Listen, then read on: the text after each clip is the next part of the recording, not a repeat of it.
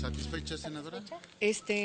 Bueno, más o menos satisfecha. Fue una decisión muy compleja porque todas las personalidades tenían una currícula importante, cuando menos 10 estupendas, ¿no? Entonces, yo creo que es un esfuerzo muy importante de todo el Senado, insisto, en toda su diversidad, y en ese aspecto sí me siento satisfecha.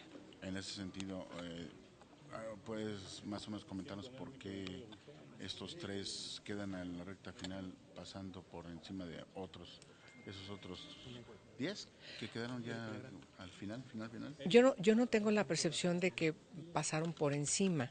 Yo creo que hubo piso parejo para todos y para todas. Recuerden ustedes que nosotros establecimos algunos elementos de idoneidad que, además de los requisitos que establece la Constitución, tenían que ser tomados en consideración para que la decisión pudiera ser lo más correcta posible, sin demérito, insisto, de las demás personas que no llegaron a la terna. Yo creo que la idoneidad significa, además de la expertise en la materia, tener una gran especialidad en la defensa de los derechos humanos, conocimiento de qué son los derechos humanos, de todo el derecho internacional de los derechos humanos. También las personalidades influyen mucho en ese tipo de decisiones, porque lo que tiene que hacer en los próximos 5 años es muy complicado, es muy difícil, y México ha sido señalado como un país que tiene muchas dificultades, se enfrenta a muchos obstaculizadores para garantizar que se respeten irrestrictamente los derechos humanos, sobre todo de grupos que se encuentran en situación de vulnerabilidad. Acusó la senadora Sansores de dados cargados y que ya las bancadas habían decidido. Comentaste tú al mismo tiempo que respetaba su punto de vista, sin embargo, pues queda la sensación de que en efecto ya estaba, ya estaba todo diseñado, ¿cierto? No, estuvimos con muchas dificultades integrando en los grupos parlamentarios a las ternas. Estas ternas tuvieron coincidencia. Yo creo que pensar que o creer que los grupos parlamentarios nos pusimos de acuerdo para integrar las ternas me parece que es un exceso. Yo creo que lo que estuvimos pensando siempre es, insisto, en la personalidad que conozca la Comisión Nacional, tiene que transformarla. Tiene que llegar alguien que sepa qué es lo que tiene que transformar, porque lo conoce. Yo creo que entre muchos valores, esos me parece que son muy importantes, que tuvimos que ponderar. Todas las personalidades que vinieron al Senado de la República nos dijeron, todas las organizaciones, con distintas palabras, pero hablaban de que la CNDH tiene que revitalizarse, tiene que reconstruirse, tiene que reencauzarse, con distintas palabras, pero todos y todas, y las propias organizaciones no gubernamentales así nos lo dijeron en todos sus escritos y documentos que nos mandaron, respecto de su preocupación de que la CNDH tuviera un rumbo distinto. Nosotros hicimos caso a eso. Hemos diseñado, creo que en esta terna, quien nos puede garantizar justamente que la CNDH se reencauce, se revitalice, se reconstruya y sobre todo tenga una adecuación conforme al proceso constitucional que este país ha llevado. ¿Son los mejores perfiles los que se eligieron para esa Yo creo terna? que son entre los mejores perfiles. Yo no podría decir que son los mejores. Yo creo que hay 10 personalidades que tienen magníficos perfiles, podrían haber estado en las ternas, pero nosotros no podemos llevar 10 personas, 9 personas, 5 personas, 6 personas.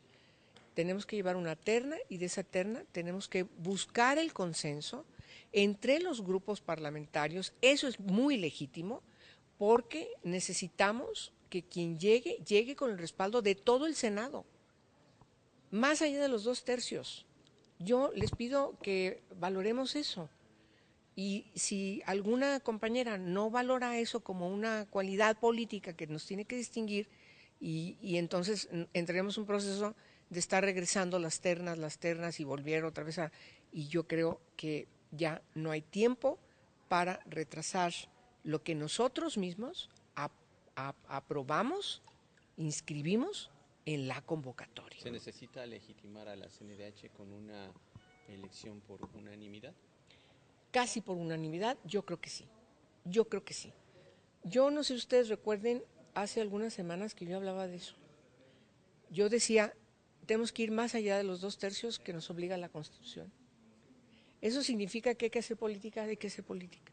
Hay que unir esfuerzos, hay que unir esfuerzos. Hay que unir voluntades, hay que unir voluntades. Este es un éxito compartido que hayamos finalmente llegado a esta terna. De veras, todos los compañeros y compañeras, y de manera particular yo le agradezco mucho a las secretarias de mi comisión, incluida Laida, que estuvo hasta el final.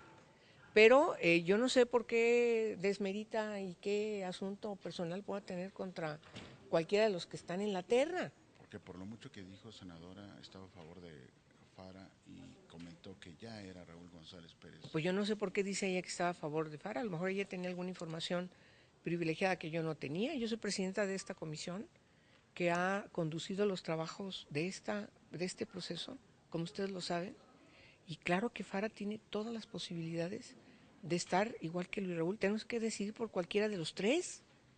Y en ese camino es totalmente legítimo y es más, es una obligación y es una responsabilidad del Senado de la República no dividirnos, sino construir los consensos para una sola persona de los tres que llevamos. ¿Qué es lo primero que debe hacer el nuevo ombudsman una vez tomada la protesta? Bueno, en primer lugar tiene que recibir, de quien deja la presidencia, tiene que tomar consideración, por supuesto, de todas las propuestas que se han hecho.